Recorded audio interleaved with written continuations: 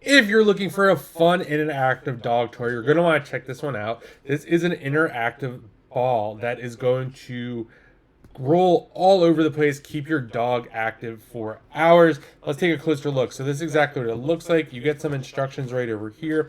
This is the charger it comes with. This is some bow ties right over here. They are clip-on, and this is a kind of like little strawberry-ish type of thing right over here.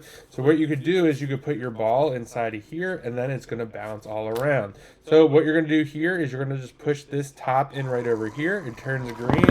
You can just see this thing is going all over the place, which is really, really cool. And your dog could chase that for hours.